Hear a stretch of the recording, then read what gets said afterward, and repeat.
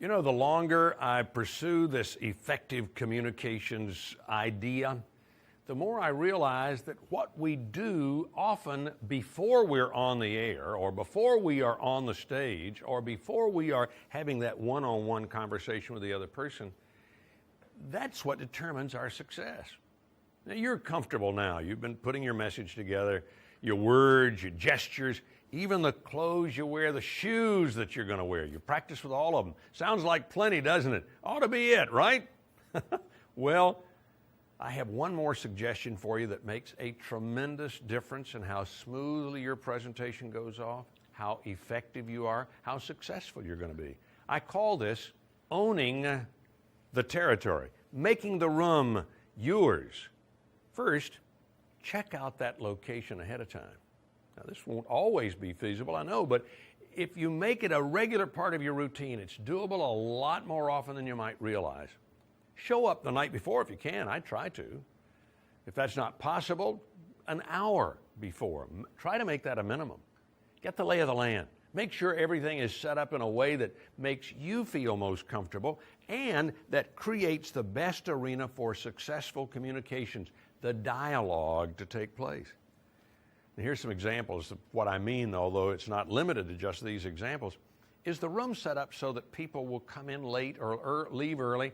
If they do, that they can do it so without entering between you and the audience, walking in front of you. If there's a lectern or a table, a bank of microphones, could they become a barrier between you and the audience? You want to know this early. Is the first row of chairs either too close or too distant from you? What makes it most effective for you and your audience?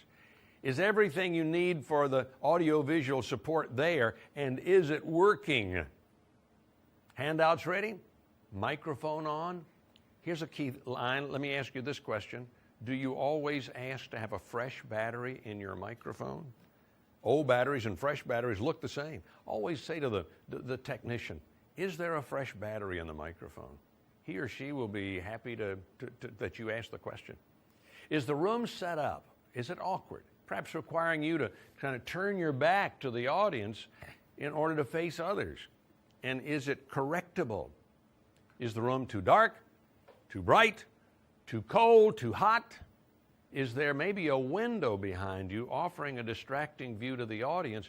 Or is the window behind the audience and it could be distracting you? But if you're left to choices, let it distract you rather than the audience, because you want their total attention to you when your dialogue is underway. Do blinds or curtains need adjusting? Would they help? If you walk into the room where you'll be presenting, imagine yourself making the presentation and look for anything that's out of kilter. You'll be surprised how many little things you'll find just to tweak. Little tweaks that'll make a big difference in your ability to really connect with that audience, to create that dialogue. You may think this sounds a little too nitpicky, but well, let me go back to it. Remember our friend David McClellan, whose Q&A session we talked about? It was saved by just a little practice. Well, David had another story too. Let me add it here. David had just learned at ESI how important it is to own the territory. So he showed up 60 minutes early to get accustomed to the training room, to make sure all the electronic equipment was up and running. And was he ever glad he did? When he examined the computer classroom, which is where he was most at home, David discovered that his software hadn't even been installed in the computers in the room. Now, completing the training session without the software on the computers, impossible. So, because he'd made the effort to own the territory, David had plenty of time to install the program onto each and every computer in that very important dialogue. And when you own the territory, you are more comfortable. You are more effective. Your audience is more comfortable, and they will be more receptive to your message, which gives us effective communications. These details should also be addressed whenever possible with whoever is making the arrangements for your presentation. In other words, put every detail in writing in advance and ask for confirmation in writing in advance as well. Don't assume anything. Take responsibility yourself for creating a communications-friendly environment. A key detail to attend to is your introduction, by the way, and this is a good idea. Never assume that the people arranging your presentation have the appropriate material to introduce you. Write your own brief introduction, highlighting the credentials that qualify you to speak on that topic.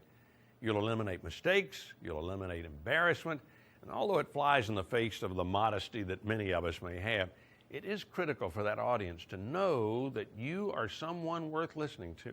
And that's what your introduction does. Now, one of the checkpoints above mentioned the presence of a lectern or other barriers between you and the audience. Now, I want to pause for a moment and ask you to make note of that very important point. Some presenters choose to overlook this point because they are more comfortable. The idea of presenting without a lectern sounds a little threatening to many of us. We can lean on a lectern. We can hang on it. We can hide our trembling knees behind it. A lectern becomes as much a safety net for us as that copy of the speech that we want to read from and we discourage. Certainly a lectern is a wonderful thing to speak from for all those reasons, but chances are the day's going to come when a lectern will not be available for your presentation. And if you've been using a lectern as a crutch for any of the reasons above, you'll suddenly find yourself at a very big disadvantage and very uncomfortable. You'll suddenly be outside your comfort zone. You'll feel inadequately prepared. Now, we wouldn't dare teach you to run with a crutch, so I'm going to ask you to break your crutches. From this very moment on, I want you to consider coming out from behind the lectern. Listen to me. Let me say that again. Come out from behind the lectern. Put your note cards on it, then leave it alone, returning to it only as a touchstone when you want to pause, to collect your thoughts, to check a fact, look for your next point. Learn to speak without a lectern. You remember teachers, ministers, politicians who seemed terribly connected when they walked away from the lectern and talked directly to you? It's a barrier between you and the audience, between your presentation skills today and the powerful skills you can have tomorrow if you're willing. Remember, your body, your physical presence is one of the most effective items in your toolbox, and so why hide it? So, to summarize, owning the territory is simply tilting the room in your favor. Make the most of the opportunity you have. Tilt the room in your favor. Get to the meeting site early. Get comfortable with the details that are so important for effective communications. All the details that, by the way, can torpedo you if they go wrong. Then you will have made the most of any situation you are presented. So much of the outcome is determined by what we do before we ever make the presentation. I think it was Cassius Clay who said, the bout is won long before you step into the ring. It's never more true than here when we learn to own the territory and take responsibility for making it right for effective communications. Good luck to you.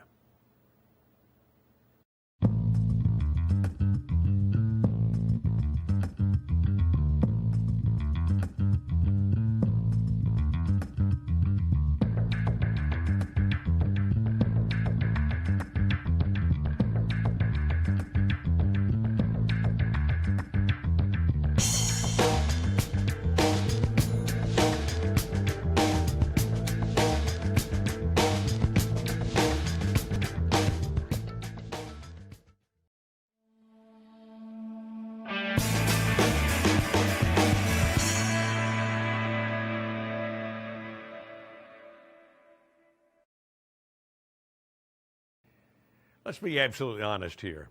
Not all audiences are overly friendly. Matter of fact, not all audiences are friendly. Most are, but we all have those rare occasions when a group or an individual just won't be receptive. It happens in politics, it happens in employee management relations, in community decision-making issues, certainly around the dinner table with your family. And even the friendliest audience may have a guy in there who doesn't want to be there, who doesn't believe in what we're saying, isn't interested, who tumbled out on the wrong side of the bed this morning and is still a little annoyed at the world, and you are his target.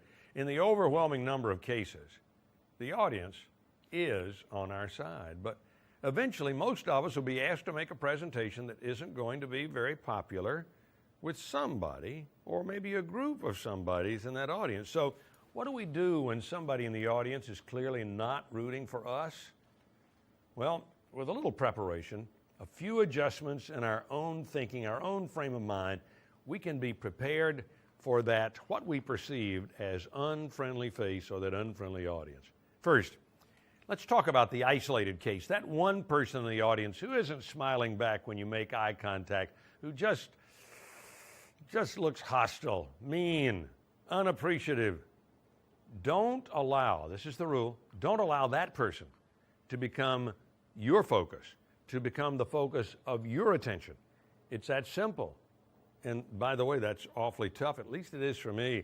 I know the urge to win him or her over is so strong, to send all of your charm, all your best smile, your most intense eye contact directly to them, to talk directly to that person. We've all given in to that urge from time to time, and the result is almost always deadly and unneeded, unnecessary. When we direct our focus onto the negative person in the audience, our energy level shifts, and usually in this direction, we funnel all of our energy into that black hole of one person's negativity. Wow, that's overpowering. Ultimately, we're no longer presenting our enthusiasm, our passion for a topic, but out of fear and negativity. So here's the rule. Focus on your entire audience, especially those whose enthusiasm kind of feeds your own. As a friend says, feed the dog you want to win. Next, recognize that this person's hostility probably has very little to do with you. The reason's almost always something else. Their boss, their spouse, the promotion that somebody else got instead of them. So don't shoulder this guy's problems and make them yours. Imagine a big neon sign right here on his or her forehead that's flashing on and off. And that sign doesn't say, hates me, hates me, hates me, hates me. No, the sign reads, unhappy person, unhappy person, unhappy person. Now, when you can picture that neon sign, it should create a little compassion in you. And where there's compassion, it's hard to feel fear or lack of confidence. Where there's compassion, you can smile, move on to the other members of the audience who are receptive to your message, and the people that you can reach will be reached in this way. Now, another type of apparent hostility is to be aware of the question that appears hostile. Often participants with a question that come across as hostile are simply trying to show command of the subject. They want attention. One way to get it is to rattle or disagree with the speaker. Now, if you and I will handle that well, such a circumstance can fill their need and still not sidetrack our discussion and our effectiveness. For example, a response such as, well, that's a very interesting question. Here's one way of looking at that. Now, you haven't discounted the question or comment that they've made, but you also haven't placed the power or the direction of the program in their hands, the hands of a difficult person. Remember, if you play to the hostile audience member, you are losing your focus. Your focus becomes your attempt to make that person happy. And it should be delivering your own message to the people that you want to have the offer. Always keep the focus. You keep the focus. Usually, we're aware going in if we'll be dealing with a tough crowd. If it's political, if it's an inflammatory issue, we know up front what to expect. And in those circumstances, sometimes the best we can ask for is the opportunity just to explain our views. And we begin by giving respect to their views. Listen to this. When we demonstrate our respect to the audience members, to their beliefs, their feelings, we are neutralizing the hostility as much as possible. We're opening the door to a sense of fair play by beginning as fair players ourselves. I try to think of the hostile audience in this way. When hostility is present, emotions are involved. And as a presenter, my responsibility is to understand and respect those emotions. I don't have to agree with them, but I need to try to put myself in their shoes. And I also owe them honesty. In a difficult circumstance, that's sometimes the only thing I can offer that demonstrates my respect for them, even if we view things differently. Let me ask personal example to show forward here. Joan Zimmerman, who's CEO of Southern Shows, handled a really tough political audience a few years ago. She was telling us about having been asked to speak to the North Carolina House of Representatives at the state capitol in Raleigh against a bill that would have assigned pay scale equivalencies. Now, many women were in favor of this bill, and the audience was packed with those women, of course. They were quite vocal in their criticism of the people who were speaking against the bill. And Joan wasn't looking forward to her turn in the hot seat. She knew she needed to establish some credibility, make the point that she understood the opposing viewpoint, but she also needed them to understand that this is why she was opposed to the bill, and she was going to tell them that. So Joan, in the interest of connecting with her audience and acknowledging respect for their views, began by outlining her own record of supporting women's issues, and she has over many years. Then and only then did she have the credibility to explain why she did not support this particular bill. And the results were spectacular. Not a boo, not a hiss, not a heckle. In fact, one woman stood after she was through, thanked Joan for all she'd done for the working women in North Carolina. And I'd say that's quite a turnaround, wouldn't you? And all Joan did, by the way, was use honesty and respect for the other side's opinion. Instead of making that audience her enemy, she established their common ground. And that makes them receptive to her opposing opinion in a way she could never have accomplished by treating them as adversaries, as hostile adversaries. So regardless of the severity of the question or reaction from the audience, I always coach people to treat the question as merely tough, not adversarial. Because if you view it as adversarial, you may go on the attack as well. And once you go on the attack, you encourage the audience to choose sides, and they're not going to always choose you. And that's when it really gets uncomfortable. You've raised a high barrier between you and the audience. So always avoid, at all costs, becoming a part of a confrontation. You'll never win when you become a hostile player in a confrontation with someone in your audience. It's as simple as that. When it comes to handling the irate confrontation, the most important step that I can take to lower that level of emotionalism is first of all to understand them. No one can listen to different ideas when emotions are raging. Here's some thoughts about bringing the emotional level down and certainly below the boiling point. Then and only then can we introduce logic. Ask this question of the challenging individual. First question you ask, has my company or have I done something to upset you? If so, please tell me about it, and then be quiet. Let them vent. Let them speak. Let them get those emotions out. Ask if there's something personally that you have done. In other words, try to have them now identify who is responsible for them feeling bad. Is it something I've done? It helps that person identify the true source of anger. And in both cases, listen. Listen to what's being said. Really listen. Use the active listening techniques that we talked about in an earlier section. When the individual is finished, say this, I don't blame you for feeling that way. Now, what this comment does is provide a safety valve for the emotion that's building up in an individual or building up in an audience.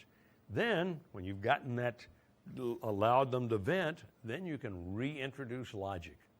Ultimately, as my mentor Bill Gove has said, we must be responsible for our own behavior, but we can't be responsible for the actions and behaviors of individuals or a crowd.